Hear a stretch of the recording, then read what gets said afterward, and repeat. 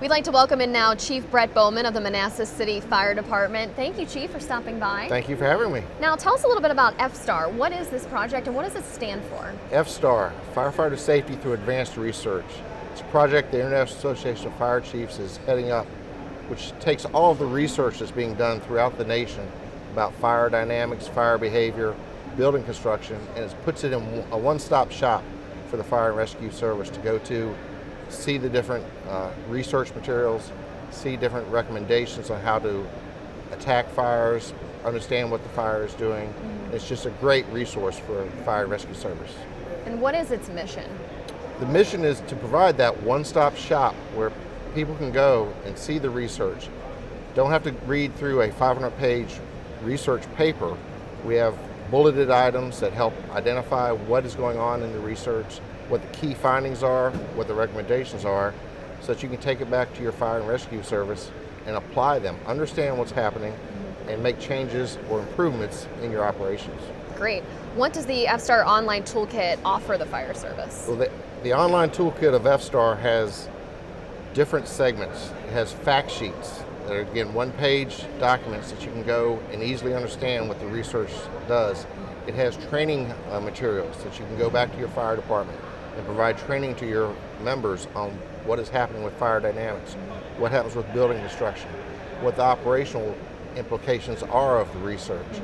So it provides that one-stop shop. You can go, you don't have to bounce around to different websites.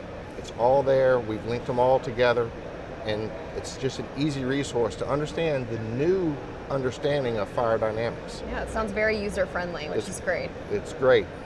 Now, why is FSTAR important or even necessary to the fire service? Well, what we have discovered through the research that the National Institute of Standards and Technology, Underwriters Laboratory, and others have done is what we have been teaching about fire behavior and fire dynamics for the past 30 years may not be totally correct.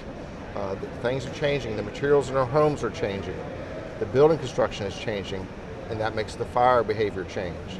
So we need to re-educate the firefighters on the new understanding of what's happening in a fire. That's interesting, and being able to evolve with the times. That's a great point. Right. It's constantly improving, constantly evolving. How we fought fires 30, 40 years ago when I started, we need to look at it differently today. The materials in our homes are totally different, and they produce very fast-moving, hot fires. And where we used to learn about ventilation to remove heat and smoke, we now find out that when we ventilate, we cause flashover. It causes more problems.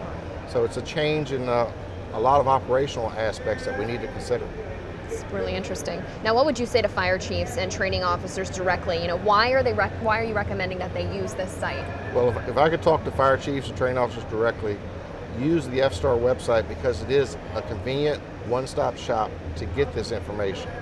It's easy to understand. We've taken the 500-page research documents, made them into one-page or two-page documents where the real key information is highlighted, bulleted, easy to understand.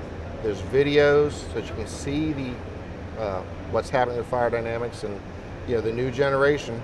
You're on your computer, you need to see it, and it's there at one stop. You don't need to go around the country to try to find it. You go to your computer, click on www.fstartraining.org, and it's all right there for you.